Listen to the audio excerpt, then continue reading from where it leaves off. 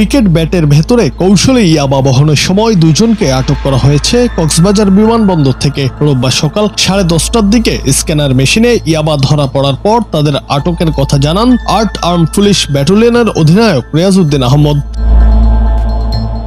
তিনি জানান 5100 ইয়াবা সহ দুজনকে আটক করা হয়েছে। তারা হলেন জাকির হোসেন ও তানভীর আহমেদ।